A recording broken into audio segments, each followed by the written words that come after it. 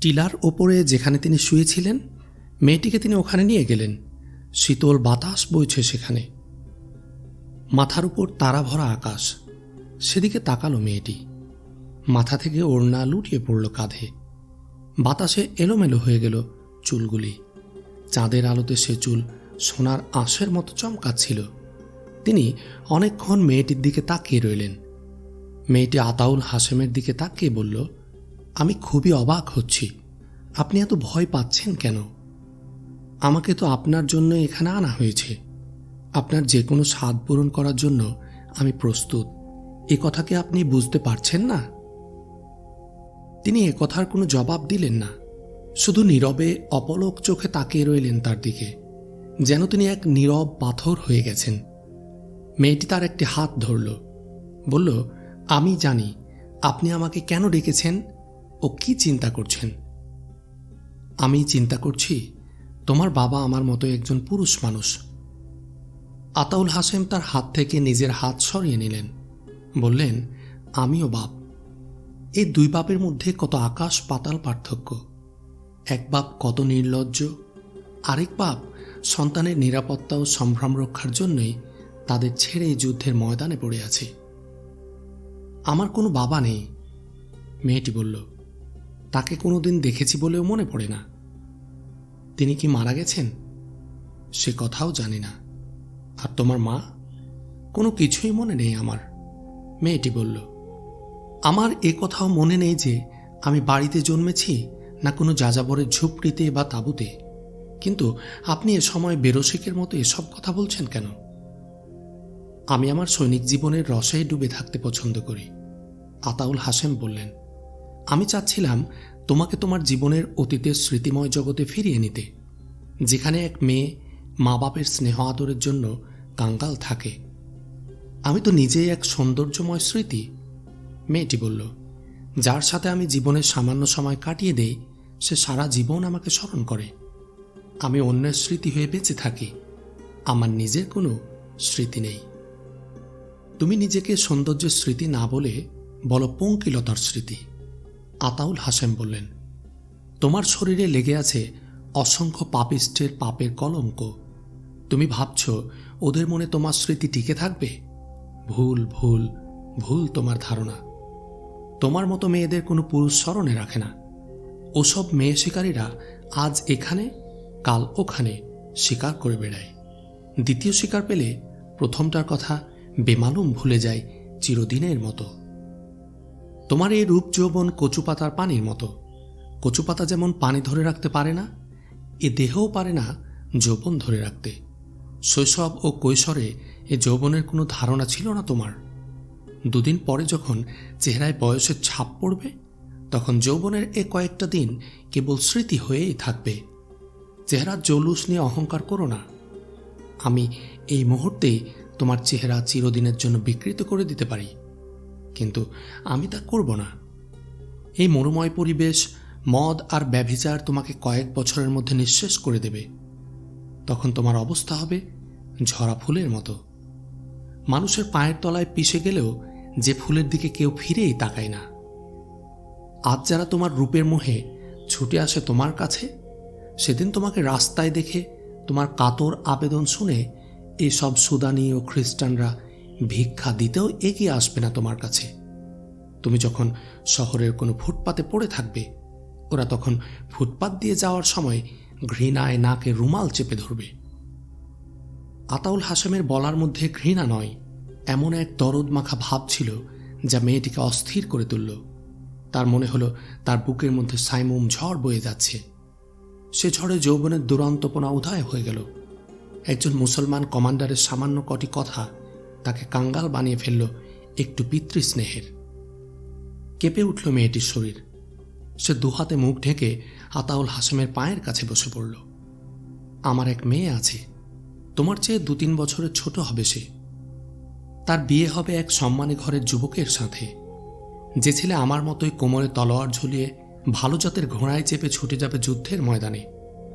আমার মেয়ে জায়নামাজে বসে তার জন্য দোয়া করবে আর জানালা দিয়ে তাকিয়ে থাকবে পথের দিকে, কখন ফিরে আসবে তার স্বপ্নের শাহজাদা, এই আশায়। সে তার স্বামীর কাছে হবে স্বপ্নের রানী।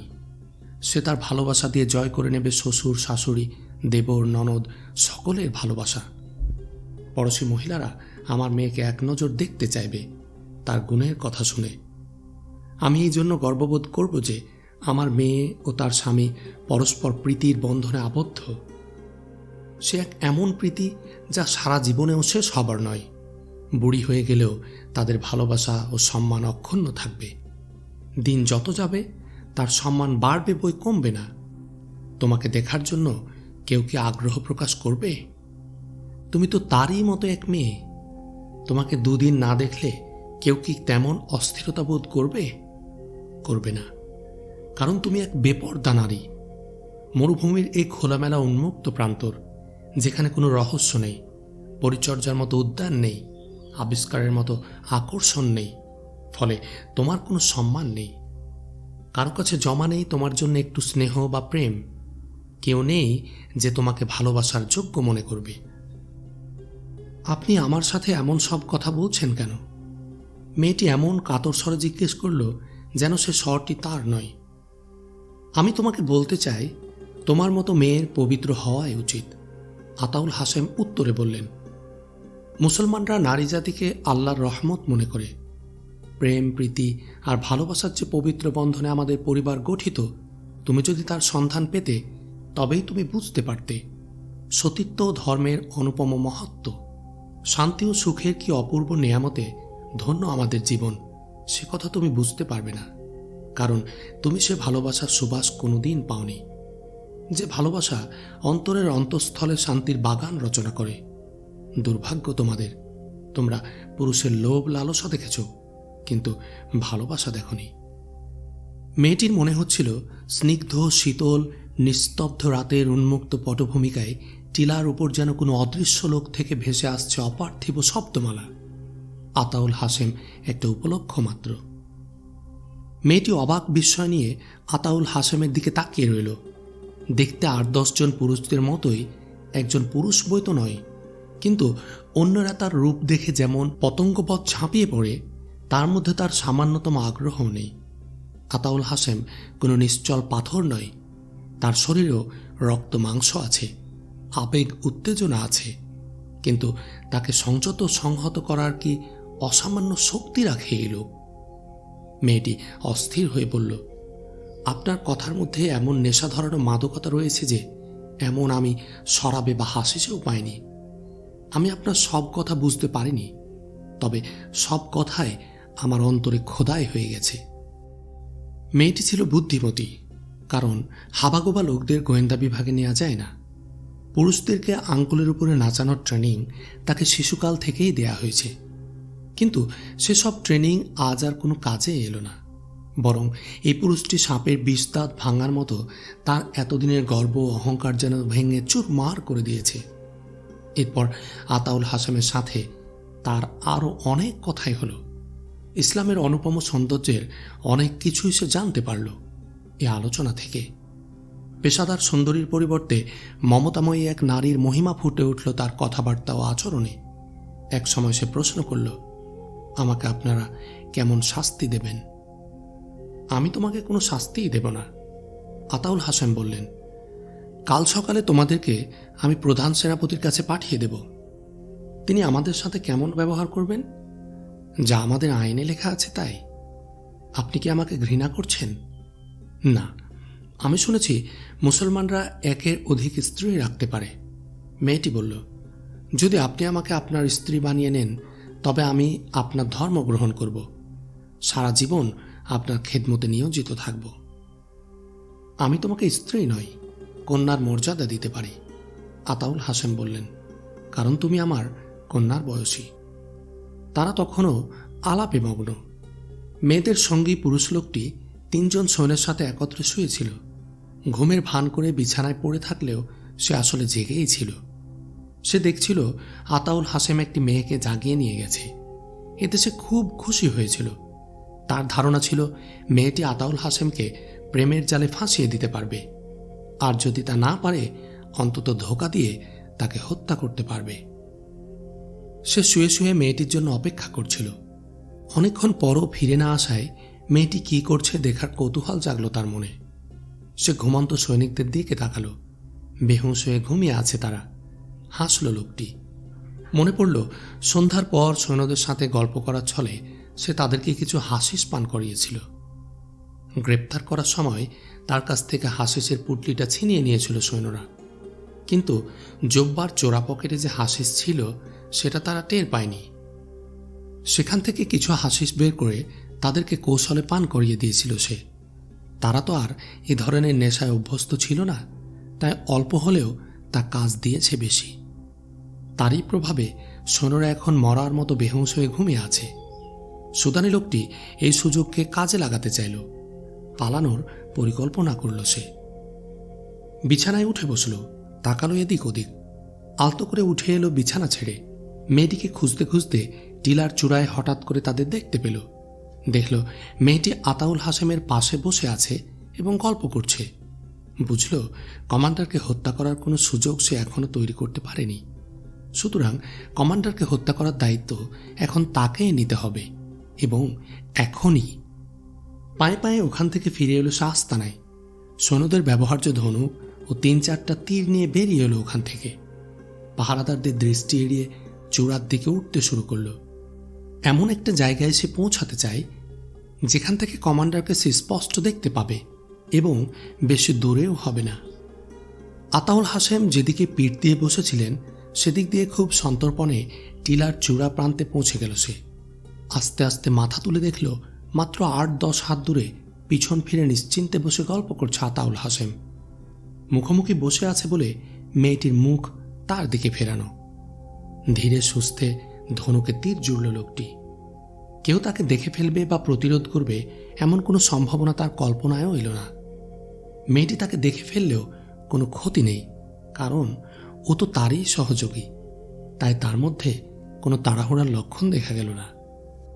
নিশানা ঠিক করতে যাবে এমন সময় মেয়েটির চোখে পড়ে গেল লোকটি। আতাউল হাশেম এসবের কিছুই টের পেল না। অকস্মাৎ মেয়েটি আতাউল হাশেমের কোমরে ঝুলানো ছুরিটির উপর ঝাঁপিয়ে পড়ল এবং চোখের পলকে তা ছিনিয়ে নিয়ে সর্বশক্তি দিয়ে ছুঁড়ে মারল লোকটির গলায়। হুমড়ি খেয়ে পড়ে গেল লোকটি। তার আগে ধনুক থেকে ছুটে গিয়েছিল তীর। তীরটা ছুটে এসে বিদ্ধ হল মেয়েটির বুকে। মেয়েটির আচমকা ধাক্কায় আতাউল হাশেম মাটিতে পড়ে গিয়েছিল। উঠে বসার আগে আহ বলে বুক চেপে ধরল মেয়েটি। মেয়েটির ছুঁড়ে মারা খঞ্জর সুদানি লোকটির সাহারক কেটে দুভাগ করে দিল। তার হাত থেকে ছুটে বেরিয়ে গেল নিশানাহীন তীর। বিদ্যুৎ বেগে উঠে বসলেন আতাউল হাশেম। পেছনে ঘাড় না ফিরিয়েই ঝাঁপ দিলেন সেদিকে। 2 গড়ান খাওয়ার আগে যেখান থেকে তীরটি নিক্ষেপ করা হয়েছিল সেখানে পৌঁছে গেলেন। লোকটি 2 হাতে গলা চেপে ধরে সেখান থেকে খঞ্জর টেনে বের করার চেষ্টা করছিল। আতাউল হাশেম দেখলেন লোকটির চেহারা বিকট ও ভয়ঙ্কর আকার ধারণ করেছে। চোখ দুটো কোটর ছেড়ে বেরিয়ে এসেছে বাইরে। এই অবস্থায় কণ্ঠার হাড়ে আটকে পড়া ছুরিটি সে কোনো মতে ছুটিয়ে ফেলতে সক্ষম হল এবং সামনে আতাউল হাশেমকে দেখতে পেয়ে আক্রমণের ভঙ্গি করে 1 পা এগোল। আতাউল হাশেম জোড়া পায়ে লাথি মারল তার বুকে। লোকটি দূরে ছিটকে পড়ল, কিন্তু আর উঠতে পারল না। আতাউল হাশেম সঙ্গে সঙ্গে লাফিয়ে পড়ল লোকটির বুকের উপর। দেখল তার শাহরগ কেটে ফিনকি দিয়ে রক্ত বের হচ্ছে। আতাউল হাশেম খঞ্জরটি তুলে নিলেন। লোকটিকে ছেড়ে দিয়ে ছুটে এলেন মেয়েটির কাছে। তীরটি ছুটে এসেছিল খুব কাছে থেকে। মেয়েটির বুকে তা এমনভাবে গেঁথে গিয়েছিল যে তা টেনে বের করার কোনো উপায় রইল না। মেয়েটির প্রাণবায়ু তখনও বেরিয়ে যায়নি। ডাগর দুটি চোখ মেলে সে তাকিয়েছিল শূন্য পানে। আতাউল হাশেম মেয়েটির পাশে ঝুঁকে পড়লেন। মেয়েটি আতাউল হাশেমের একটি হাত আঁকড়ে ধরল নিজের হাতে। বলল অস্ফুট স্বরে, আপনি আমার জন্য দোয়া করুন। যে শান্তির বাণী আপনি আমাকে শুনিয়েছেন একটু আগে, আল্লাহ যেন আমার আত্মাকে সে শান্তি আশ্রয়ে ঠাঁই দেন। আমার আত্মা যেন আমার দেহের মতো এই মরুভূমিতে আর পথ হারা হয়ে ছুটে না বেড়ায়। আমার এ দেহ পাপের সাগরে হাবুডুবু খেয়েছে সারা জীবন। আমাকে আশ্বাস দিন, আমার এই ক্ষুদ্র নেক কাজের বিনিময়ে আল্লাহ আমার সমস্ত গুনাহখাতা মাফ করে দেবেন। আমার মাথার উপর ঠিক তেমনইভাবে হাত বুলিয়ে দিন যেমন নিজের মেয়ের মাথায় হাত বুলাতেন আপনি। আতাউল হাশেম তার মাথাটা টেনে নিলেন নিজের কোলে। তারপর সেখানে স্নেহের পরশ বুলাতে বুলাতে বললেন, আল্লাহ তুমি আমার এই অবুঝ কন্যার জীবনের সমস্ত গুণাকাটা মাফ করে দাও। আমার এ মেয়ে তো নিষ্পাপ ছিল, তোমার অবাধ্য গোলামরা তাকে দিয়ে পাপ করিয়েছে। তাকে কেউ কোনোদিন সৎ ও নেক পথের আলো দেখায়নি। মেয়েটি যন্ত্রণায় কাতর হয়ে কাতরাচ্ছিল। আতাউল হাশেমের হাত শক্ত করে ধরে দ্রুত বলে উঠল, আমার কথা শুনুন। এখান থেকে 30 ক্রোশ পূর্ব দিকে সুদানিদের একটা ক্যাম্প আছে। সেখানকার প্রতিটি সৈনিক আপনাদের নির্মূল করার জন্য বদ্ধপরিকর। শুনুন, আপনার সৈনিকরা চারদিকে বেশি করে ছড়িয়ে পড়তে গিয়ে পরস্পর বিচ্ছিন্ন হয়ে পড়ার জোগাড় করেছে। ওরা এভাবে ছড়িয়ে থাকলে তাদের ভাগ্যে মৃত্যু অথবা বন্দি ছাড়া আর কোনো গতি নেই। আপনাদের প্রতিটি দল ও কমান্ডারের পিছনে আমার মতো মেয়েরা লেগে রয়েছে। আমার সাথে যে মেয়েটি এসেছে তার সাথে মিলে এ পর্যন্ত আমি আপনার 4 জন গ্রুপ কমান্ডারকে ফাঁসিয়ে শেষ করেছি। মিশরের চিন্তা করুন, ক্রুসেডাররা সেখানে খুব ভয়াবহ ও সুপরিকল্পিত জাল বিস্তার করে রেখেছে। আপনার জাতির অভিজাত শ্রেণী ও সেনাদের মধ্যে এমন কিছু নেতৃস্থানীয় লোক রয়েছে যারা খ্রিস্টানদের বেতনভোগ কর্মচারী। সেসব চর ও গাদ্দাররা সবাই প্রকাশ্যে আপনাদের বন্ধু সেজে থাকে, কিন্তু তারা মূলত খ্রিস্টানদের আজ্ঞাবহ। তারা আমার মতো সুন্দরী মেয়ে ও অর্থ সম্পদের গোলাম হয়ে বিকিয়ে দিয়েছে নিজেদের ঈমান। মিশরকে বাঁচান, সুদান ত্যাগ করে চলে যান যদি মিশরকে বাঁচাতে চান। দুশ্মনদের শায়েস্তা করার আগে গাদ্দারদের নির্মূল করুন। আমি কারো নাম জানি না, যেটুকু জানা ছিল বলে দিলাম। আপনি আমার কাছে প্রথম পুরুষ যিনি আমাকে মেয়ের মর্যাদা দিয়েছেন। আপনি আমাকে পিতার স্নেহ দিয়েছেন। তার বিনিময়ে আমি আপনাকে আপনার বিপদ সম্পর্কে সতর্ক করে গেলাম। আপনি আপনার বিচ্ছিন্ন বাহিনীকে ঐক্যবদ্ধ করুন এবং আসন্ন আক্রমণ প্রতিরোধের জন্য প্রস্তুত হয়ে যান। 2-3 দিনের মধ্যে আপনার ওপর বড় ধরনের আক্রমণ হবে। ফাতেমীয় ও ফেদাইন দলের লোকদের থেকে খুব সাবধান। এই দুটি দল মিশরের বহু নামি দামি লোককে হত্যা করার পরিকল্পনা তৈরি করে রেখেছে। জাতির কল্যাণ চিন্তায় যারা সব সময় অস্থির, যারা ত্যাগী ও সৎ, তাদের প্রায় সকলেই তাদের টার্গেটে আছে। সবার উপরে আছে সুলতান সালাহ উদ্দিন আইয়ুবীর নাম। আপন দেশ ও জাতির জন্য যা ত্যাগ ও কোরবানির পরিমাণ করার সাধ্য আমার নেই। মেয়েটির আওয়াজ ক্রমশ ক্ষীণ হয়ে আসছিল। কিছুক্ষণ পর একটি দীর্ঘশ্বাস ফেলে চিরদিনের জন্য নীরব হয়ে গেল সে। ততক্ষণে রাত শেষ হয়ে ভোরের আলো ফুটতে শুরু করেছে। একটু পর সকাল হলো। আতাউল হাশেম লাশ দুটিও জীবিত মেয়েটাকে নিয়ে প্রধান সেনাপতি তকিউদ্দিনের কাছে চলে গেলেন। তিনি প্রধান সেনাপতিকে সমস্ত ঘটনা সবিস্তারে খুলে বললেন। মেয়েটি মৃত্যুর পূর্ব মুহূর্তে তাকে যে সতর্কবাণী শুনিয়েছে তাও জানালেন তাকে। তকিউদ্দিন আগে থেকে যুদ্ধের বিপর্যস্ত অবস্থায় যথেষ্ট পেরেশান ছিলেন। এসব কথা শুনে তিনি আরও অস্থির হয়ে গেলেন। আমি আমার ভাইয়ের আদেশ ছাড়া পিছু হটতে পারি না, বললেন তকিউদ্দিন। আমি একজন দায়িত্বশীল ও বিচক্ষণ কমান্ডারকে ক্রাকে পাঠিয়েছি। তার ফিরে না আসা পর্যন্ত সকলকে নিজ নিজ সেক্টরে দৃঢ় হয়ে অবস্থান করতে হবে। সুলতান আইয়ুবী কমান্ডারের কাছ থেকে শোনা যুদ্ধের পরিস্থিতি নিয়ে গভীরভাবে চিন্তা করছিলেন। সামরিক উপদেষ্টাদেরও ডেকে সামগ্রিক পরিস্থিতি তাদের সামনে সবিস্তারে উপস্থাপন করলেন। তিনি ভাবছিলেন, ছড়িয়ে পড়া সৈন্যদের আবার ঐক্যবদ্ধ করে পিছু হটানো সহজ ব্যাপার নয়।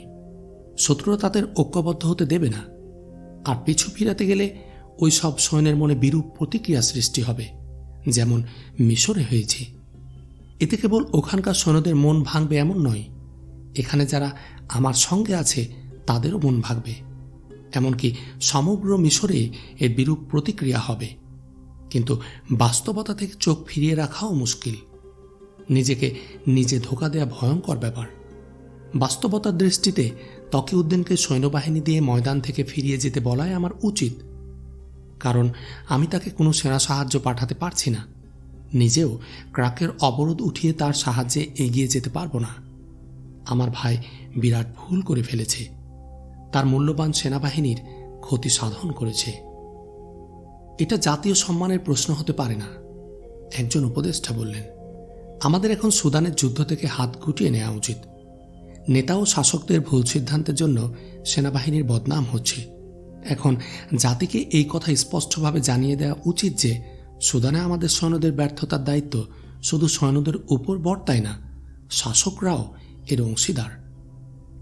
নিঃসন্দেহে এটা আমার ভাইয়ের ভুলের কারণেই ঘটেছে, সুলতান আইয়ুবী বললেন। আর এ ভুলে শরিক আমিও, কারণ আমি তকিউদ্দিনকে এ ধরনের পদক্ষেপ নিতে নিষেধ করিনি। আমি তাকে বলেছিলাম, অবস্থার প্রেক্ষিতে তুমি যে কাজ করা উচিত মনে করো তা তুমি করতে পারো, সবকিছু আমাকে না জানালেও চলবে। ও যে এত বড় একটা কাজ বাস্তবতা যাচাই না করেই করে ফেলবে তা ভাবেনি।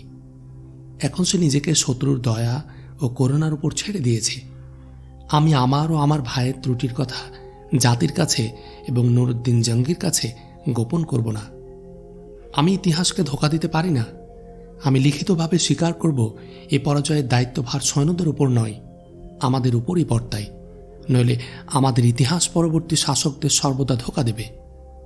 আমি মুসলিম রাজ্যের পরবর্তী সুলতান, বাদশাহ ও আমিরগণের জন্য এ দৃষ্টান্ত রেখে যেতে চাই যে তারাও যেন নিজেদের ভুল ত্রুটি গোপন করে তার দায় দায়িত্ব নিরপরাধ সৈন্য ও জনতার উপর না চাপায়।